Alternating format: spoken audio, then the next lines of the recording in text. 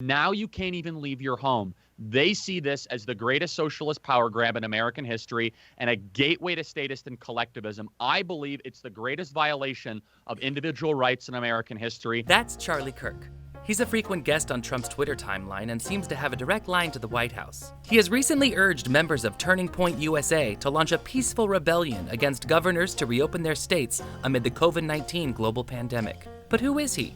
I'm actress Shakina Nayfack, and this is a story about Trump's favorite 20-something. Charlie Kirk was born in Arlington Heights, Illinois in 1993. He spent his formative years in a northern suburb of Chicago called Prospect Heights. Kirk spent his early years reading the works of Milton Friedman, a staunch capitalist and economist, quickly learning which party he subscribed to.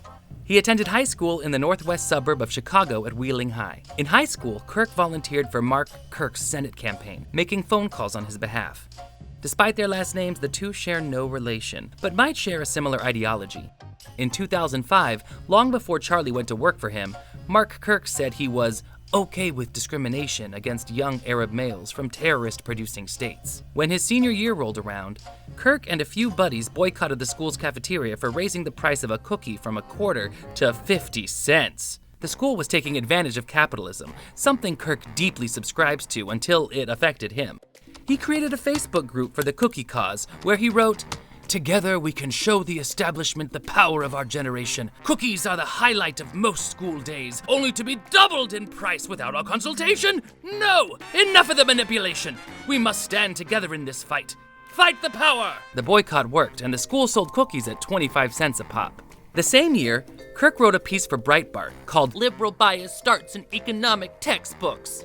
In his piece, Kirk argues that our classrooms are slowly becoming political lecture halls, with teachers being pawns to further the doctrine of liberalism and equality. Ugh, that pesky, pesky equality. As a senior in high school, in a public institution, indoctrination factory, whatever you want to call it, in Chicago, Illinois, I had teachers that openly were Marxists and socialists. After Cookiegate and his published piece in Breitbart, Kirk had enough bona fides to land a speaking engagement at Benedictine University in Chicago, where his life would change forever. The college was holding a youth government day, and Charlie Kirk was one of the speakers, and he apparently perked up the young folks in the audience. So much so that he caught the eye of Bill Montgomery, a then-retired Greater Chicago area-based marketer almost twice Kirk's age. Montgomery advised Kirk he should skip college and then said, "I don't know you, but you need to start an organization to reach out to young people with your message."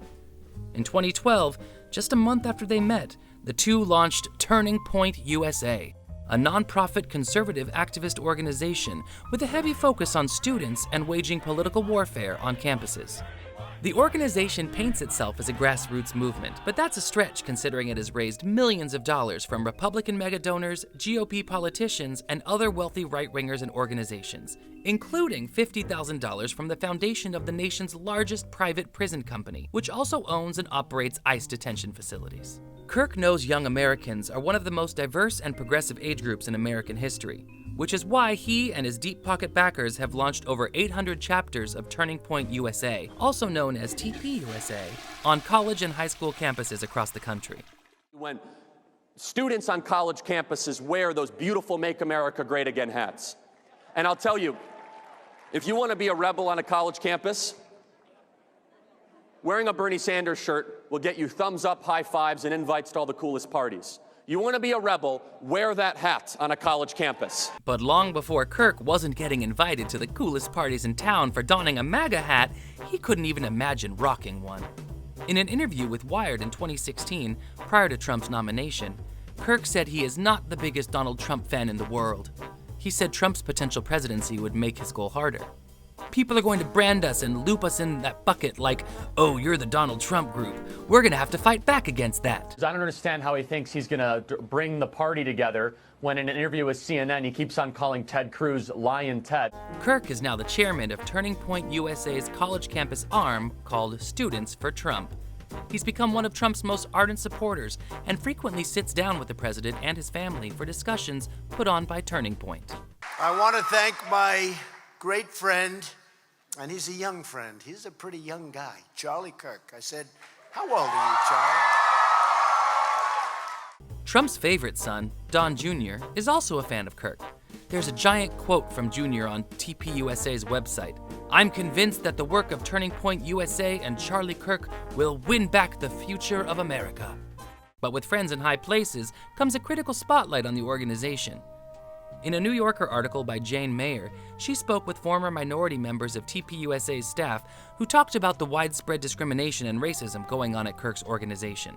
In one screenshot obtained by Mayer, a text message from TPUSA's former National Field Director, Crystal Clanton, to another TPUSA employee reads, "I hate black people.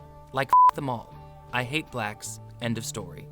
Kirk told The New Yorker, "Turning Point assessed the situation and took decisive action within 72 hours of being made aware of the issue." And Clanton resigned shortly after. But Kirk once claimed that Clanton was the best hire they ever made and that America needs more people like her. Hired in her place was a woman who once tweeted, "If you're a race other than white, I promise to make racist jokes toward you," and tweeted out the N-word multiple times. TPUSA reportedly cut ties with her too. In another instance, Mayer spoke to the only black field director who claimed she and the other black recruits she introduced to the organization were disinvited from TPUSA's annual student summit. She was fired on Martin Luther King Day. The president of the University of Las Vegas's chapter of TPUSA was fired after video footage surfaced online of him giving the alt-right okay hand signal while his friend screams, "White power, fuck, N-words." TPUSA's director for high school outreach resigned amid the leaking of documents where he wrote the N-word multiple times and said he was going to make a map of Stoneman Douglas High School in the shooting video game Counter-Strike and practice. On behalf of my entire administration, thank you to everyone at Turning Point USA's Teen Student Action Summit. While Kirk has seemingly cut ties with all of these folks, it's revealing that explicitly racist people flock to him and his organization. It might be because of tweets like this from the man himself. "It would take 40 years worth of blacks killed by cops to equal the number of black killed by other blacks in 1 year."